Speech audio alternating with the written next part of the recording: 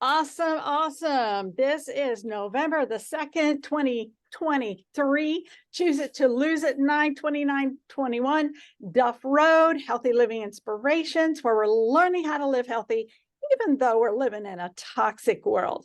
Tonight is Tony Robertson. He's an amazing man of integrity. He has gained his knowledge through years of personal experience. Plus, he is a certified nutritionist, engineer by trade, and he loves to nail down and track down solutions that help people. And so Tony is a great friend. If you've been introduced to Tony, you know he is a wonderful person. He's the type of guy that you would want to be a father to many, because he knows how to help others feel really good about themselves and give them guidance and direction about feeling their best, their God-given best. So Tony Robertson, take it away. Awesome. Thank you, Lavon. Thank you for that awesome introduction. And I must say, you're looking quite ravishing tonight. So thank you. Looking forward to seeing you. Yellow. One of my favorite colors, yellow and green. So looking forward to seeing you next week. Absolutely. Beyond the pond. Yeah, across the pond. That's off we go. Across the pond we go. Yeah. Well, good evening, folks. Good everybody there in the living room. Good to see you all. And yeah, like Lavon says, we're going to talk about cholesterol. You know, the good, the bad, the ugly, the indifferent. Who knows? There's a lot of stuff out in the marketplace today, or on, should I say, medical. I don't know if it's misinformation or disinformation. Either way, it's wrong. Everything we've been told is 100% opposite to what it should be. All right. Cholesterol has been demonized over the last, I don't know, 5-6 decades. And there's one or two reasons for that. Number one, money. All right, there's a lot of money in treating cholesterol when it doesn't have to be treated, and you'll see why in a minute. I've actually, and Lavon might be quite impressed with this, I've got a whole PowerPoint for this evening. So Wow. Normally I don't do PowerPoints because, like, PowerPoint, that sounds like work. But anyway, this is something that I like doing. So talking about cholesterol and fat and butter and all that kind of stuff, because we've been told not to do it. So how many other rebels do we have in the house? If you get told don't do something, you're going to go and do it anyway? Anybody? Okay. All right. So there we go. And this is how I found out a lot of my information. You know, I started digging. They said, oh, this, that, and the next thing, cholesterol bad, is going to kill you. Take this drug. It's going to help. And you know what? It's wrong. And I get frustrated and I want to find out the truth. And when I find it and it makes common sense, I want to share it. All right. That's my goal, is to get people happy and healthy. And if you're healthy, you're going to be happy, especially if you can eat bacon and eggs. You'll be even happier. So how's that? All right. I see Pat nodding her head there. So, yep. Before I forget, I'm going to do a little plug here for Joe Rogan. Anybody know Joe Rogan, the Joe Rogan podcast that you can find on Spotify? Write this one down. His podcast number 1979. He's speaking with Dr. Aseem Malhotra. He's a cardiologist from England. And it's a 3-hour talk. But I tell you, when you get started on that thing, you're going to sit there for 3 hours and listen to this thing, because it is fascinating. What's the podcast number again? 1979. 1979. Yep. Right here. So just go on to Spotify, look up Joe Rogan, and scroll through all the podcasts, and you'll find it there.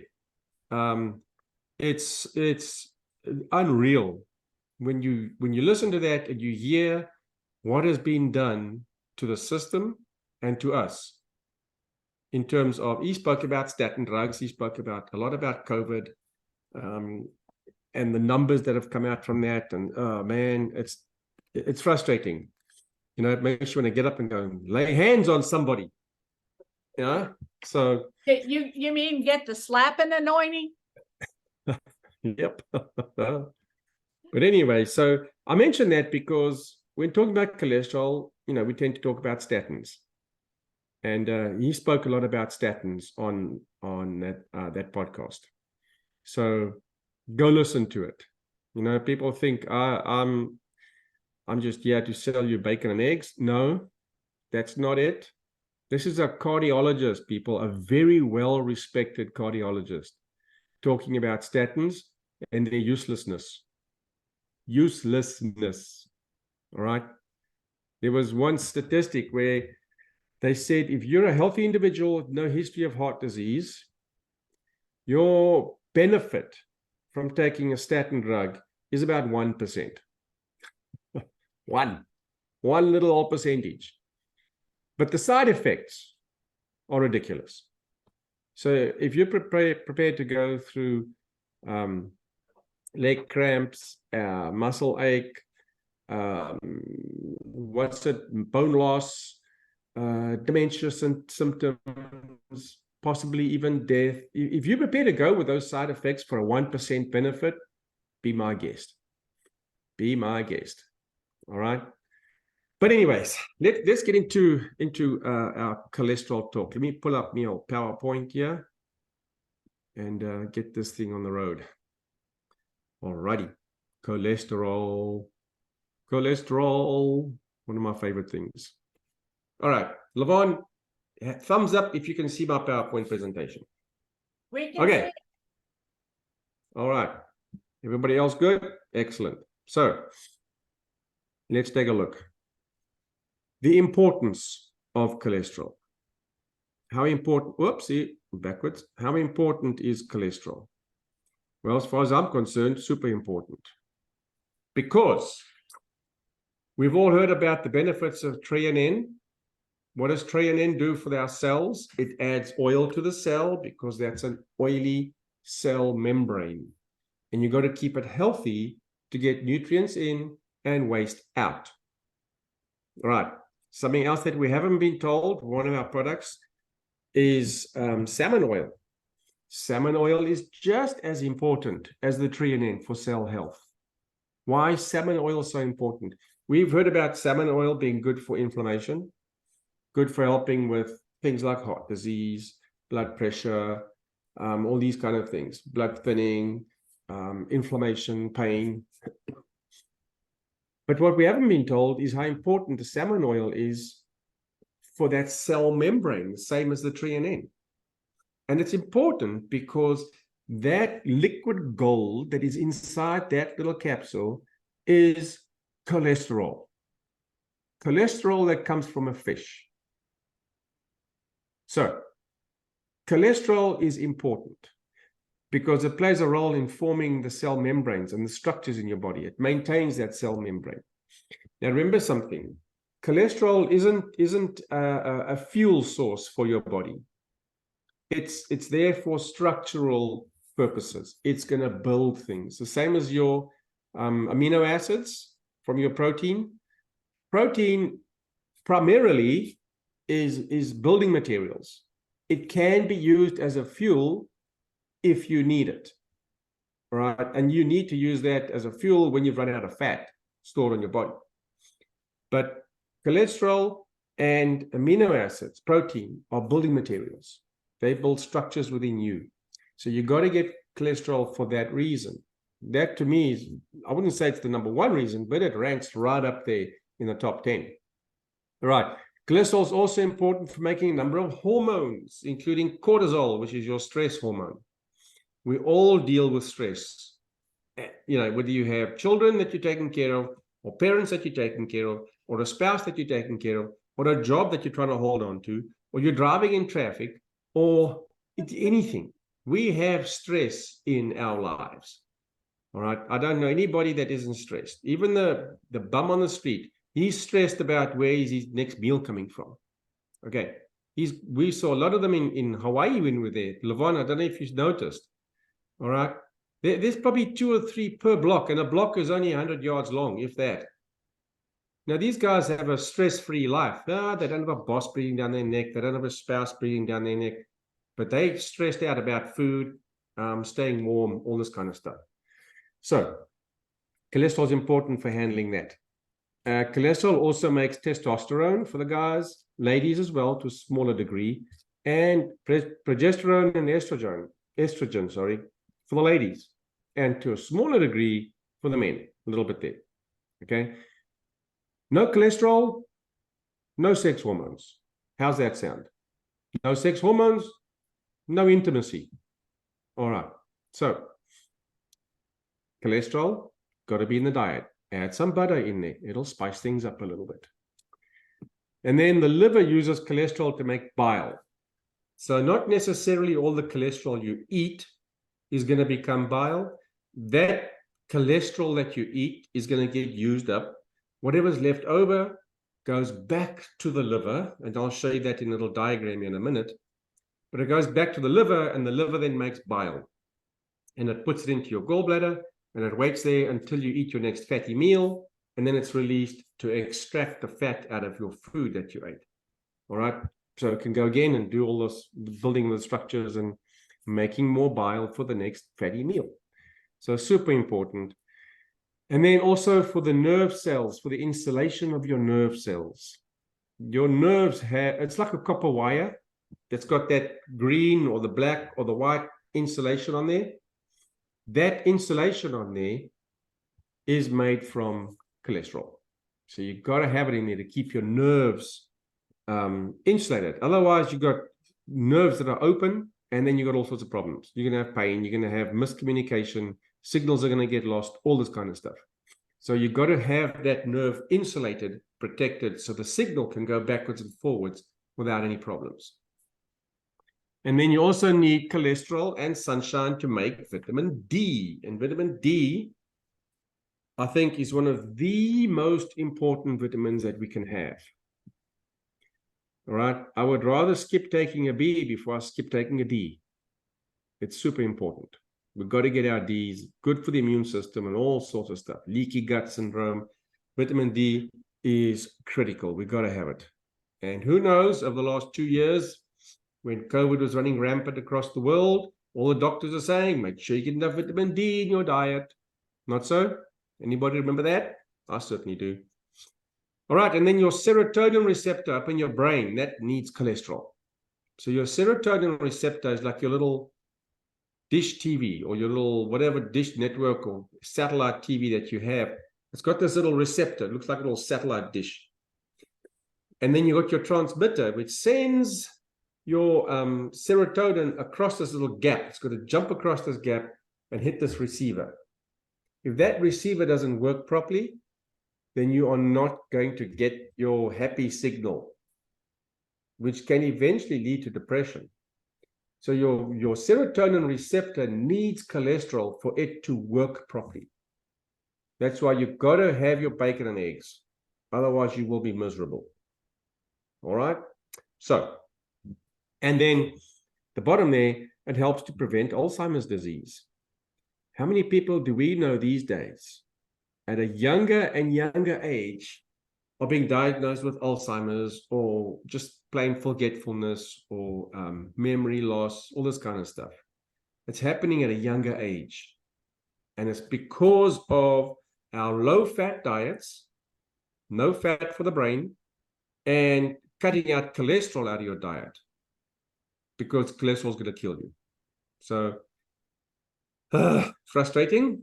But anyway, and there were a few others. I don't want to make 10 slides of benefits. These are the super important ones. There's a lot of other stuff that goes on in your system with cholesterol, okay? But these are some of the most important ones.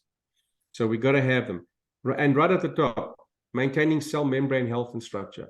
If your cells don't function properly, you don't function properly. It's as simple as that. If you've got, I don't know, 3 trillion, 5 trillion cells in your body, and none of them are working properly, how are you going to feel? You are not going to be working or performing at your peak, because you're only as healthy as what your cells are.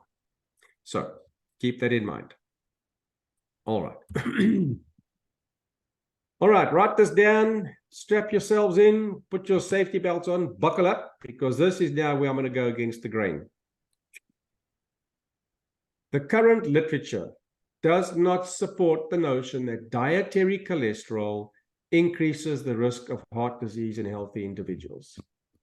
There was research done on that, published in 2018. So 5 years ago, they published this information already. The literature does not support the notion that dietary cholesterol increases heart disease.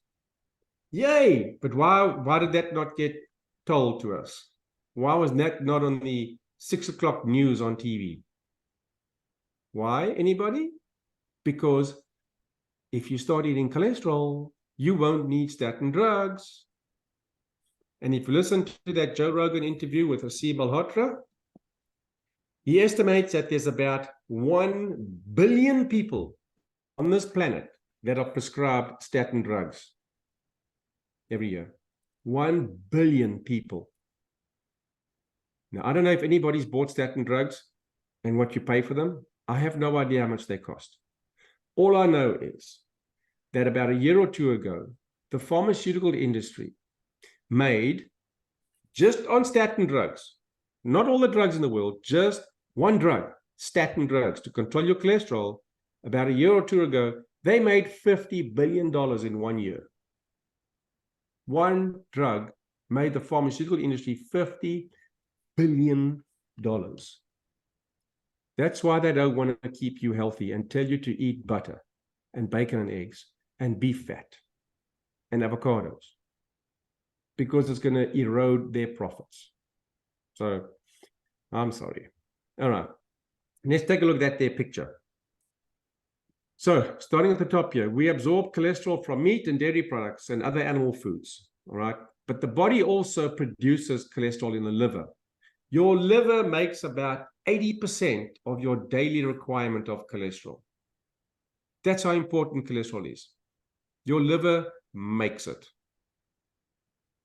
So if you look at the bottom there, the body creates cholesterol in amounts much larger than what you can eat. So avoiding foods that are high in cholesterol won't affect your blood cholesterol levels very much.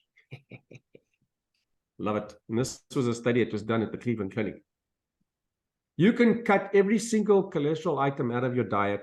Your liver will still make it, whether you like it or not. Okay, so if your liver is making it and you don't eat it, are we not getting enough? No. Because if your liver is making 80% of what you need on a daily basis, you are supposed to eat the other 20%. And if you don't, you're going to be short of cholesterol. You're going to have a cholesterol deficiency. Make sense? So if you're deficient in cholesterol, you're not going to make the testosterone. Simple. You're not going to make the estrogen. Ladies that are approaching menopause, going through menopause, I'm going to tell you right now, if you add a bunch of fat into your diet, your menopause problems are going to almost disappear. I would say 90% of those challenges that you're going to go through with menopause will be gone. Hot flashes will come to an end. The night sweats, kicking the sheets off. All right, and then putting them back on again because now you're cold. Those up and down temperature swings is ridiculous. So add butter into your diet. There's a lot of cholesterol in butter, a lot of cholesterol in eggs, a lot of cholesterol in saturated fat. And we've been told, do not eat saturated fat. Well, I'm telling you to eat saturated fat, because that is going to solve a host of problems in your life. All right? So let's move on. Here's what happens. The biggest influence on blood cholesterol level is the mix of fats and carbohydrates in your diet, not the amount of cholesterol you eat from your food. It's the combination of carbohydrates and that is what causes the fact that you're eating cholesterol and, fat and carbohydrates together. That is what causes the problems. And we'll see as we move along here in a bit, carbohydrates are responsible for high triglycerides, not the fat that's on the piece of steak, not the butter that you're going to eat. It's the carbohydrates that cause the problems. So if we look at this up here real quick, this blue block here in the middle, insulin insensitivity. In other words, body's not working. It's not reacting to the insulin. It does a lot of different things, but one of the things that it does is it increases your VLDL synthesis in the liver. VLDL is the first form of cholesterol that your liver spits out. That's the size of the molecules, how dense they are, all that kind of stuff. So VLDL is a very low density lipoprotein. So the more fat that's in your lipoprotein, the less dense it is. Okay? So your insulin insensitivity causes an increased VLDL. And why is that? If you are resistant to the effect of insulin and you eat carbohydrates, your body has to get them out of your bloodstream, because that glucose, although your body needs a bit of glucose, not that you ever have to eat it, but your body needs a bit of glucose. When it needs it, it'll make it. Okay, and we can touch on that in a bit. If your body's not reacting to the insulin and it's not clearing the glucose out of your bloodstream, then you're going to have glucose in your bloodstream and you're going to have insulin in your bloodstream. And the insulin and the glucose that's floating around there is going to cause your liver to make more VLDL. That's just one of the way the body works. It's just the mechanism of it. It increases your triglycerides. So insulin insensitivity increases triglycerides. And when that happens, you've got the increased VLDL, which is increased triglycerides. That goes back into circulation, back into your bloodstream. And that's why when you go for blood work and they test your glucose numbers, your cholesterol numbers, your triglycerides are sky high. If you have high triglycerides, it's because you're either insulin resistant or you're eating a very high carbohydrate diet and not yet insulin resistant. So you don't have to be insulin resistant to have high triglycerides. You just need to be eating a high carbohydrate diet. That will cause you to have high triglycerides. The quickest way to lower your triglycerides is to stop eating carbohydrates. End of story. Now, what's the daily requirement? I've got to show you something. I found this. I snagged this picture here the other day, or this morning. I forget when it was. And of course, I'm not going to find it now. Ah, there it is. I don't know if you can see this, but I'll read it for you. I'll put it up there to show you that I got this. There. The minimum dietary requirement of sugar is 0 grams. 0. You do not have to eat sugar of any sort. I'll read it for you here in case you couldn't see it properly. So the minimum daily requirement for sugar is 0 grams. There are no human biological processes that require dietary sugar. You don't have to eat sugar for your body to do anything. Your body has no need for you to put sugar in your mouth. And when I say sugar, I'm talking table sugar, brown sugar, yellow sugar, rice sugar, coconut sugar, what else? Honey, agave syrup, maple syrup, all of those.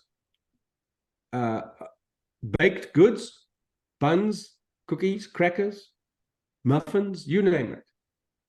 That all becomes sugar, glucose. We have 0 requirement for that. Our livers have a small, finite capacity to metabolize sugar.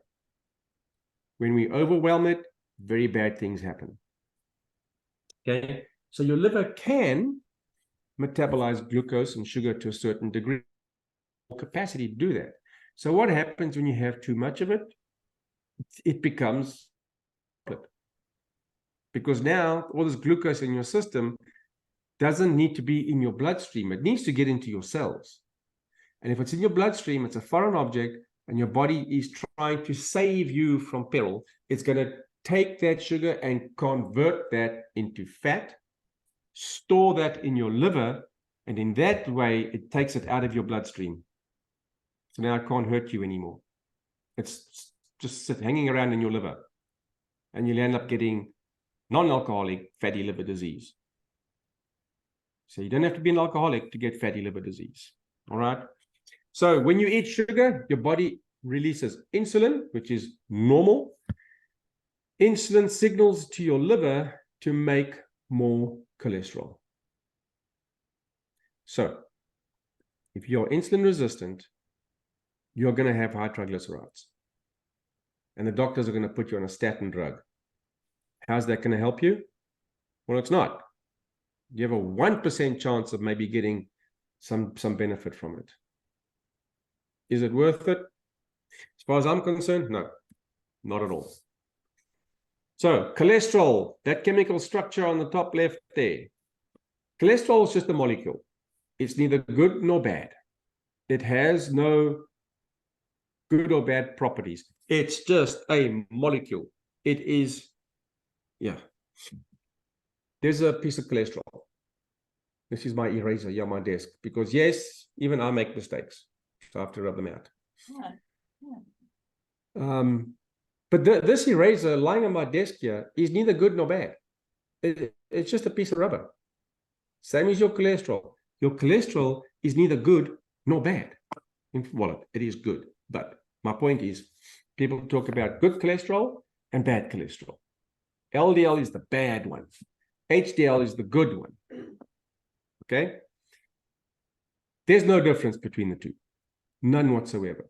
So if your doctor says your bad cholesterol is sky high, say, doctor, what is bad cholesterol? All he's going to say it's LDL. Well, then you tell that goon that the LDL is the bus. It's not the cholesterol. It's the transport mechanism. And I'll show you here in a minute. So if you look at cholesterol on the top left here, there's the structure of a cholesterol molecule. Now, this doesn't tell you if it's good or bad. It's just a structure of a cholesterol molecule. See, it's got there 1, 2, 3 little hexagon shapes and one little house shape. Here's the estrogen. 1, 2, 3 hexagons and a house shape. Testosterone, same thing. 1, 2, 3 hexagons and a little house. Progesterone, 1, 2, 3 and a house. Your hormones, your sex hormones, are built on a cholesterol molecule. So back on page number 1, when I said cholesterol is important for the hormones, there it is. There's your foundation for your hormones. And when you add all the other goodies to it, you'll end up getting estrogen, testosterone, and progesterone. Okay? Based on cholesterol. Got to have the cholesterol. Now, we know oil doesn't dissolve in water. Fat is insoluble in blood. Why? Because blood is water with blood platelets in it. So your fat that's coming from your diet, that your body's digesting and breaking down and absorbing, it cannot get mixed in with your blood. Oil and water don't mix. You need some sort of a transport mechanism. And that's what I was saying earlier. That mechanism is called a lipoprotein. It's a carrier. It's a bus. It's a submarine. Call it what you want. All right? Those sailors will die if they go in that water. But put them inside the submarine. That submarine will take them wherever they want to go. And it's the same with cholesterol. It is inside a carrier. And that carrier is either a low density lipoprotein or an intermediate density or a very low density or a high density lipoprotein. So it's the bus that carries the school children. So The cholesterol is what's inside. And that's why I say, your doctor cannot tell you got bad cholesterol. The only bad cholesterol is oxidized cholesterol. And we'll get to that in a minute. But the actual cholesterol molecule itself is not bad. And as you can see, this ball over here, that's not cholesterol. That's the cage that carries the cholesterol on the inside. All right. So you can go look at any of these molecules, HDL, LDL, they're going to have the same stuff on the inside. So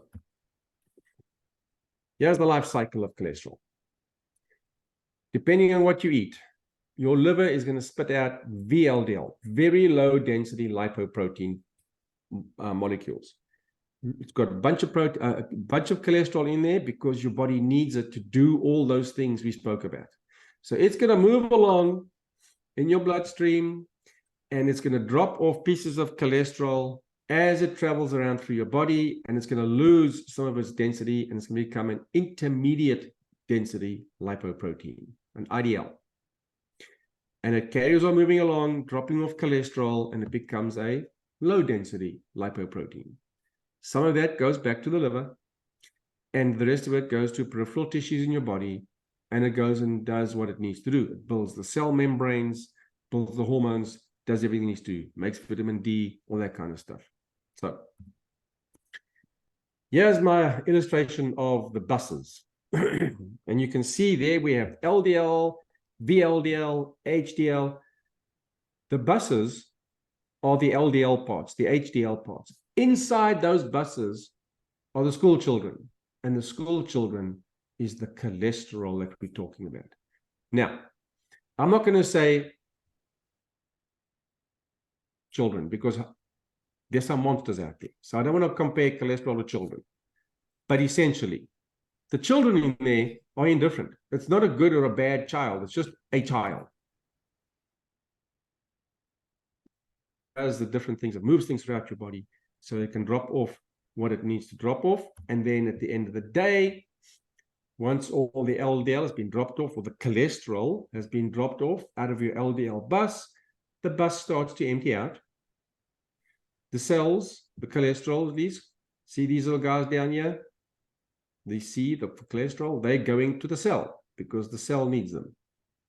Now, when they have been used and the cell is full, there's always going to be one straggler, didn't have a job to do, so he got left behind.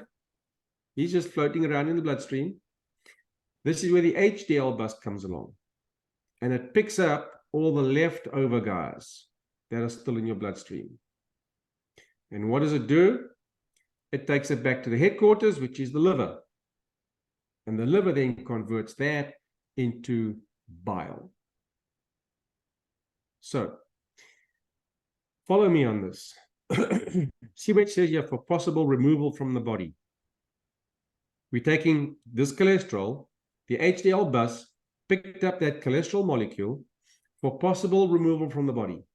How do we do that?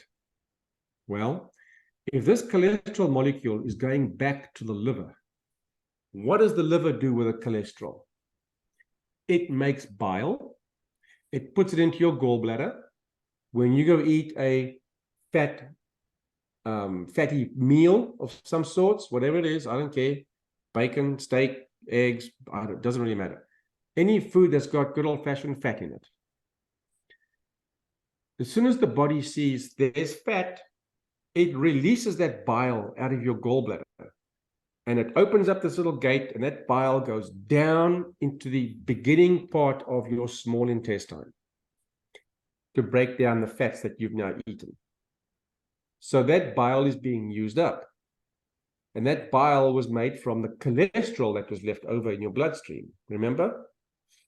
So now it moves all the way down, moves down into your colon area, and what happens to food and waste products that are in your colon area?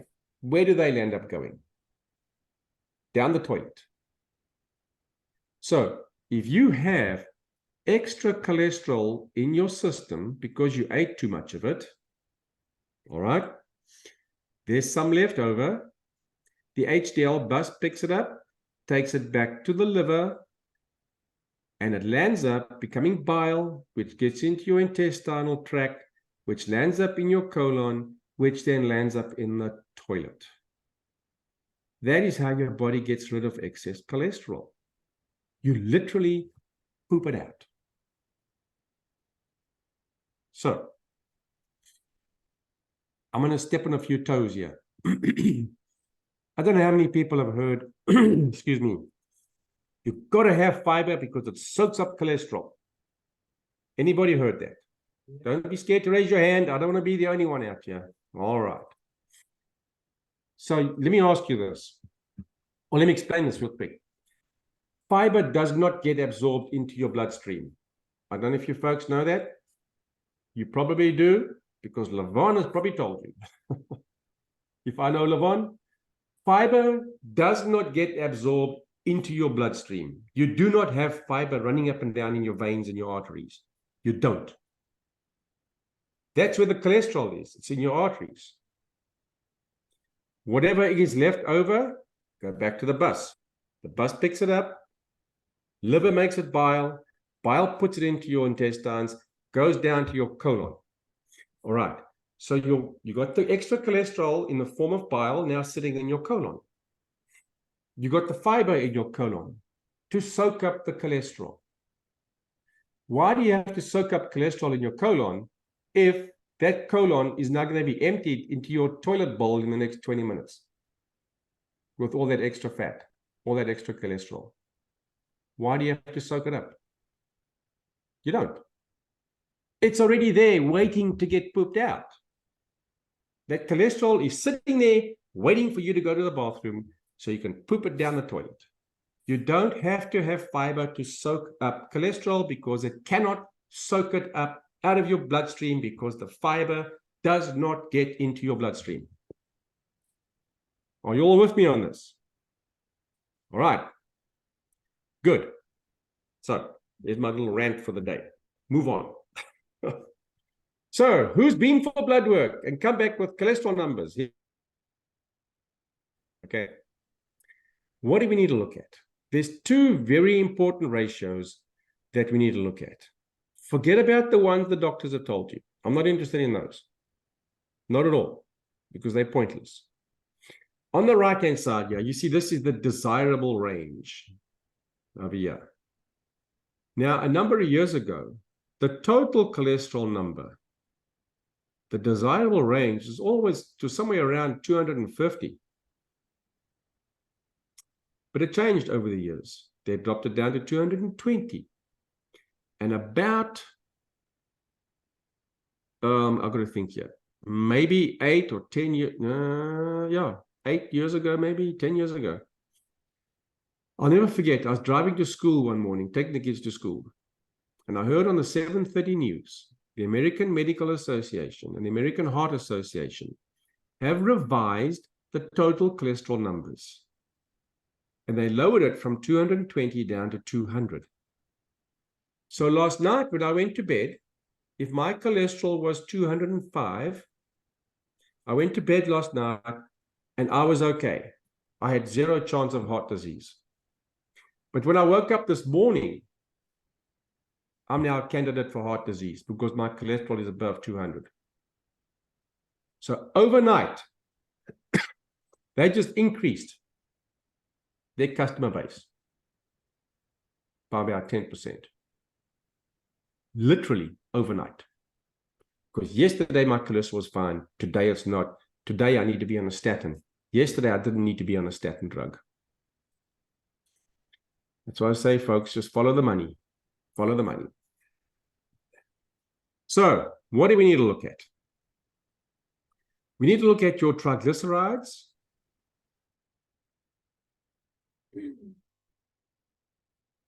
Those are the numbers we need to look at. So I'm going to go with an HDL of 60 because that's the desirable range. Now, it could be higher. That's fine. You don't want it too low. 50 is okay. 40 is borderline low. We don't want a low HDL number. We want that one high because that means you got more buses picking up leftover cholesterol. That's what it means.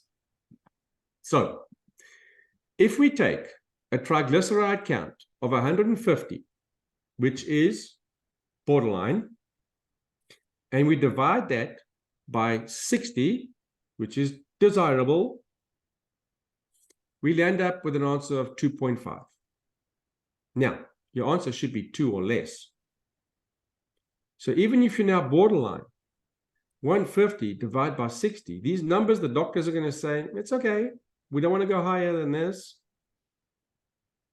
It might be okay according to this, but your heart disease risk is not good because that number should be 2 or less, and you're at 2.5. So what can we do? Let's say we cut our triglycerides down from 150 down to 120, but we keep the HDL at 60. I'm only going to change one component of our cholesterol, and that's the triglycerides. So if we can bring our triglycerides down to 120, and you divide that by your HDL of 60, your answer is 2. So now you're borderline. Remember, that should be 2 or less. So if you're 2, you're on the right track. We want to still try and get it lower. So what can we do to change that? Well, we can change our triglyceride score. If we can get that even lower, if we can get it down to 90, and your HDL is still 60, we haven't messed with that one. Suddenly now your ratio is 1.5. You're in great shape. And you've done nothing to your HDL. The only thing we've changed is the triglyceride number. That's it. So, how do you reduce your triglycerides? Well, you cut your carbs and your sugars. And that goes back to that slide where I showed you if you are insulin insensitive, if you're insulin resistant, you're going to have excess insulin in your bloodstream, not able to take care of the sugars. That causes increased triglycerides. So if you cut your carbs and your sugars, your triglycerides will come down. That's the only change we've made to the diet so far, is we've cut the sugars and the carbs. And suddenly, your chances of heart disease risk have just plummeted. You see how critical cholesterol is and the foods that can affect it. All right, so.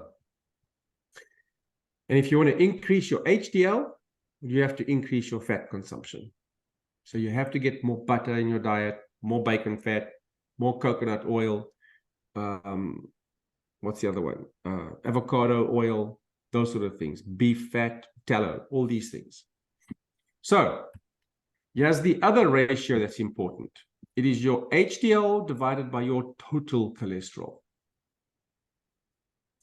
So if we take a desirable range of 60, we haven't changed that from the previous slide, and you divide that by your total cholesterol, which they want 200 or less, multiply that by 100 to get a percentage. It needs to be greater than 24%. So if you look at this scale here, if you're at the desirable range over here on HDL and the desirable range on your total cholesterol, you'll be in good shape. Not bad, even though you're borderline high over here. So let's assume that your HDL is on the low side. It's only 40. 40 divided by 200 is not good. That's only at 20%. So now you're below that threshold of 24. It's not life-threatening now, but it's not ideal. You want to be above 24%. You do not want to get less than 10% ratio here, because then there's something seriously wrong. For example, if we keep our total cholesterol at 200, let's say that your HDL, your supposedly good cholesterol, if that drops down to 20, which is not good, 20 divided by 200 is going to be 10%. You are here at the critical level.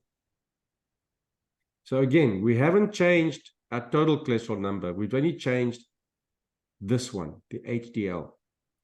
And the only way to affect your HDL is by eating more fat. So if you eat a fat-free diet, this number here, that 60 is going to start heading downhill towards the 45, 40, 37. Not good numbers. Not good at all. So cut your carbohydrates down. That'll bring your triglycerides down, which is good. Increase your fat intake. That will increase your HDL number. Fantastic. Now, did you notice in both of these ratios, I didn't even touch the LDL number. All I worked with was triglycerides, HDL, and your total cholesterol number, those three. Nowhere did I work with LDL because it's not important. Now, if your LDL is like 300 or plus, okay, there might be something going on there. We need to take a look at what's happening. But that is few and far between, okay? If your triglycerides are 175, I don't care. Sorry, your LDL. If your LDL is up at 175, I don't care. Why not? Because that standard LDL test is useless. You're going to go to the doctor, they're going to say your LDL is sky high, you're going to be on a statin drug. You say, no, thank you, you're fired, I need a new doctor. Okay, pull a Trump move on that man. You're fired.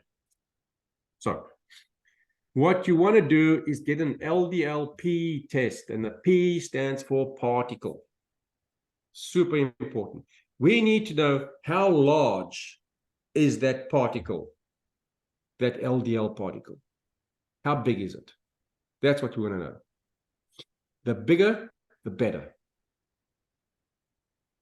And the bigger they are, the fewer of them there will be. If I take, for example, this container. This is a candle my daughter bought me. Look at the candle, Levon, you'll appreciate this. My little pig candle. Aw, bacon. She gave this to me. Yeah, I said, does it smell like bacon? The first thing I did was stick my nose in there. But anyway, so if all this wax was not in here, okay, this was just a vessel. How many golf balls could I fit in this thing? Maybe 5 or 6. How many little ball bearings could I fit in this thing? Probably 500 or 600. So I still got the same volume inside the pig. So my cholesterol number is going to be high, but how big are those particles? That's the important one. Ask your doctor for an LDL-P test. The standard tests are useless. All right. The small particles, the dense ones, those are the bad ones. Those are the ones that get stuck. But if you have a high LDL number and you've got large particles, you're going to be fine. You're going to be fine. That's the important thing. And the older we get, the higher our cholesterol needs to be, our LDL. Super important because we need that cholesterol so badly. And there, if you want to take a snapshot of that, that was the study that was done that showed that older people need higher cholesterol or need higher LDL. So if anybody wants to write that down or take a picture of it, go for it. All right. So what can I do? Well, we start with food. I always start with food. What are you eating and what are you not eating? Super important. You do not want to be eating any of those refined foods of any sorts. No pasta, no pretzels, no fried potato chips because they're fried in oil.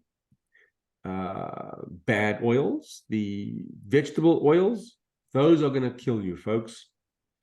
They are literally going to kill you. Seed oils, Yvette and I have been doing some reading up and some research. Seed oils, things like canola oil, soybean oil, sunflower oil, grapeseed oil, sesame oil. What other oils are there? Peanut oil. Those are very high in omega-6s and they cause inflammation. Seed oils are more dangerous to your health than what sugar is. Your body can still kind of figure out what to do with the sugar. All right, it's going to metabolize some of it. It's going to build up fat in your liver, but that can be fixed real quick. Just don't need the sugar anymore. But we all heard the two evil twins of sickness and disease is inflammation and oxidation.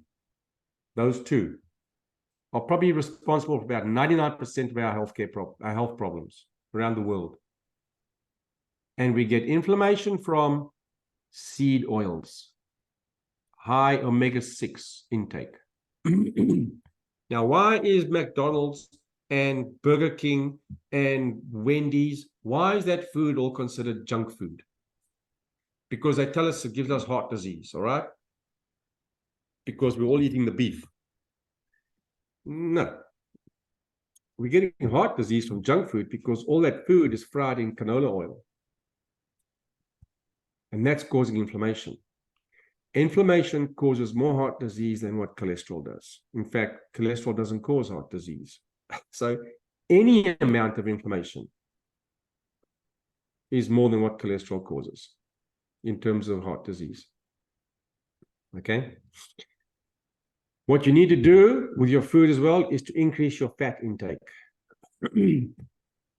Folks, don't be scared of fat. And I'll tell you why. And last month I spoke about fat and the benefits of fat. Now, fat and cholesterol are slightly different things. Fat is a fuel, cholesterol isn't. Cholesterol is a structural component. But there's cholesterol in the fat, okay? And you can also get cholesterol without fat. Who likes to eat shrimp? Or as like the English call it, prawns, Johnny? All right. Shrimp has 0 fat on it. Anybody ever seen a fat shrimp? No. But shrimp are loaded with cholesterol. So not all cholesterol comes from butter or from fat. You can get a fat-free shrimp and get plenty of cholesterol from eating shrimp. Now, some people are opposed to eating shrimp because they're bottom feeders. That's fine. I'm not going down that road. I just wanted to point out you can get cholesterol without eating the fat. So don't worry about where your cholesterol is coming from, how much fat you're eating, because I can guarantee you, you will not overeat on fat. And I challenge anybody listening to this to try and overeat on fat. You're going to get to a point where you're going to say, I'm done. I cannot do this anymore. How many people can eat, and I know somebody in the room who has a spouse that could eat a family-sized bag of chips in an hour watching TV. How many people can do that? A lot. Can you overeat on potato chips? 100%. Can you overeat on carbohydrates? Yeah. You will eat muffin after muffin after muffin. You'll graze on muffins the whole day. All right. Chocolate chip, double chocolate chip muffins. Look, if you're going to go downhill in style, okay? Double chocolate chip muffins. If it's worth killing yourself, do it well. My point is, you can graze on carbohydrates the whole day and not get to a point where like, oh, I cannot put another bite of this delicious chocolate muffin in my mouth. You don't really reach that saturation point. But when it comes to fat, if you eat enough of it at 8 o'clock in the morning, you're not eating again until tonight because you will not want to eat. You are going to be like, I have no desire to eat. I'm full. I don't know where I'm going to. So don't be scared to eat fat. Fat is fuel. Protein is fuel. Carbohydrates, well, protein is fuel when you run out of fat. you don't eat protein for the fuel, you eat protein for the building material. That's why you got to get the fat with the protein, because if you don't, your body will use the protein for fuel, and then there's nothing left to build you. And you don't want to use your building material as fuel. It's like all the houses in America are made out of sticks, all right? These matchbox houses. That 2x4 is supposed to be structural material. But if it's really cold on the job site, you can burn those 2x4s for heat, but then you can't build a house because you've burnt up all your building materials. It's the same with protein. If you are not eating enough fat in your diet, you're going to use up all your protein for fuel, and you've got nothing left to build your house. All right? You cannot live on fat-free meat. I'm sorry. You don't want to be buying the 97.3 ground beef. You want to be buying the 80-20 ground beef, if you know what I'm talking about. Okay? So get that into your system and enjoy.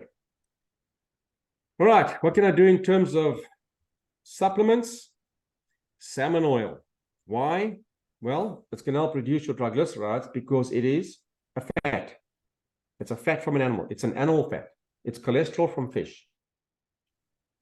It's going to bring your triglycerides down by about 17%. It's a good source of cholesterol, and it's going to raise your HDL because it is a cholesterol. Eating cholesterol fixes your cholesterol problems. Why do you think we have so many testimonies of people? Bob Plouffe, I'll mention him by name.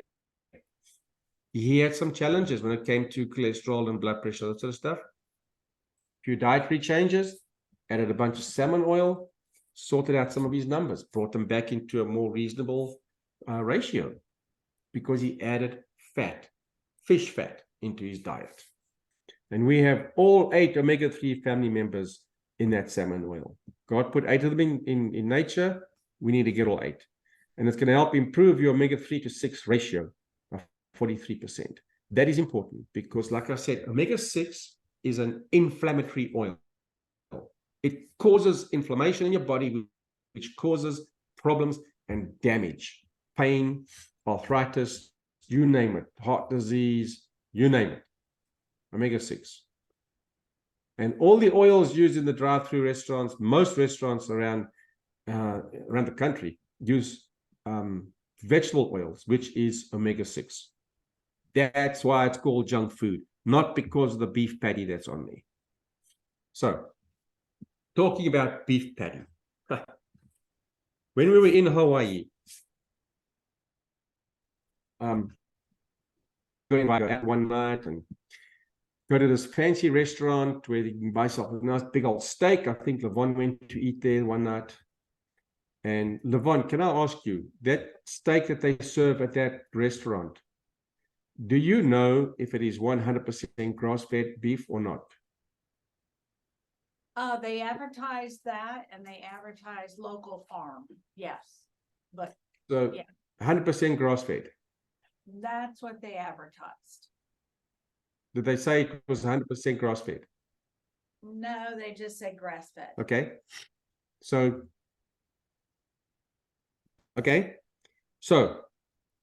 other people, you go to restaurants, thousands of steakhouses around the country. All right. That steak that they're serving there, unless it comes from a 100% grass-fed farm, that piece of steak comes from the same feedlot that the McDonald's hamburger came from, the McDonald's beef patty. It came from one of those feedlots. Why am I saying this? Because people will say, I'm not going to eat McDonald's, blah, blah, blah, blah, blah, because of the beef. If you go do some research, if you go look at a McDonald's hamburger patty, look at the ingredients. It says in there, it's 100% ground beef. There's nothing else in it. Nothing. They've taken a chunk of meat, they ground it up, made a hamburger patty, slap it on the grill, they add salt and pepper, put it on your hamburger bun, serve you a hamburger. That hamburger patty, 100%, bless you, Johnny, 100% from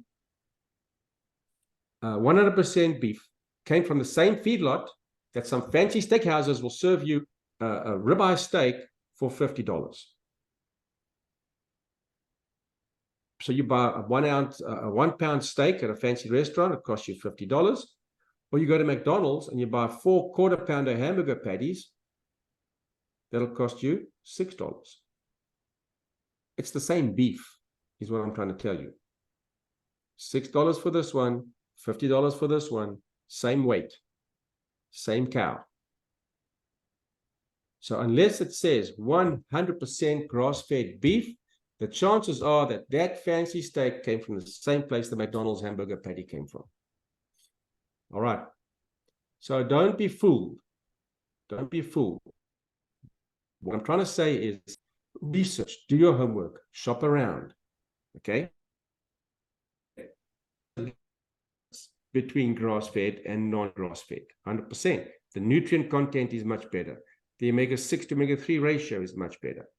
But if you're prepared to go to a fancy restaurant and pay $50 for a steak, but you won't pay $6 for 4 quarter-pounder hamburger patties at McDonald's because it's McDonald's hamburger patties, just reevaluate your research. Okay. Just a tip. I just thought I had to throw that out there. Now, I'm not telling anybody go to McDonald's. I'm not supporting McDonald's. I'm not promoting McDonald's. I'm saying open your mind a little bit and go figure out what's out there. Okay? Don't take my word for it. Go do your own homework, do your own research, and find out what that you're eating.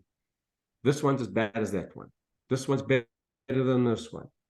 Find what's going to work for you. But the important thing is we've got to bring our omega-6 ratios down. And if you're eating grass-fed beef, that omega-3 to omega-6 ratio is right where it needs to be.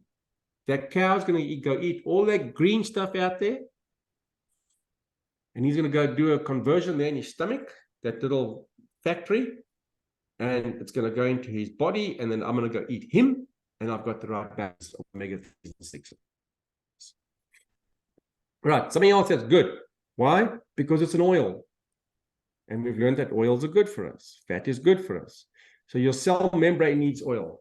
Go back to where I started when I spoke about cholesterol being a structural material for your cell membrane.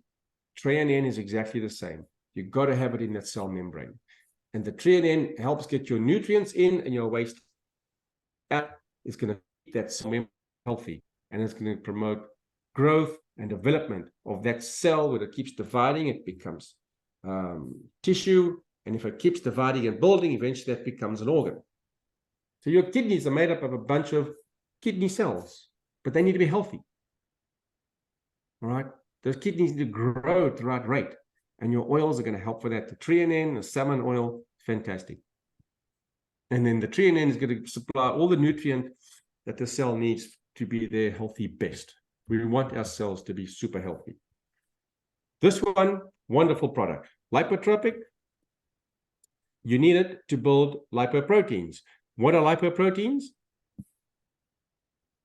School buses. All right. This is the building materials for your carrier for your cholesterol. High density lipoprotein, low density lipoprotein. You need lipotropic to build lipoproteins. So get these into your diet. It's going to keep your fat emulsified. Fat doesn't dissolve in water. We want it just emulsified so it stays in their bloodstream and it flows back and forth, and your body can take as much cholesterol that it needs out of your bloodstream to build you, protect you, keep you strong and healthy. And it's also going to help earlier, any bad cholesterol is oxidized cholesterol. We don't want our oxidized. We have to protect it from that. Oxidized cholesterol causes the problems, not regular healthy cholesterol. And the lipotropic is also going to help resist some fat buildup in the liver. Why? Because it's moving along. Your liver uses these lipotropic factors to process the fat and keep things moving along. And it's also very good for your artery wall health. We want to keep those arteries pliable. That'll bring your blood pressure down. Okay. So the heart isn't working as hard as what it needs to, not working as hard as what it used to if your artery walls are soft and pliable. And then carotenoids, another one, helps prevent oxidation of the cholesterol. We don't want that cholesterol becoming oxidized. And then also helps to reduce atherosclerosis, which is hardening of the arteries. You don't want hard artery walls. And we have all 50 carotenoid families in there. Everything that your body needs, you're going to find in one of these capsules to keep you strong and healthy. All right. That's it for now. And I know there might be 1,000 questions. So if you want, I'll be available for a while. We can take some questions. Bottom line, eat more butter. All right. Thank you, Lavon. If you want to stop the recording, feel free. If you want to record all the questions, feel free. Absolutely. I'm going to stop right now, get back with the person that shared this information with you, because it is awesome, incredible information. And we do this every Thursday evening where we're learning, growing, getting educated, being informed so we can stay free. And a healthy body is a free life well lived. All right. Thank you so much.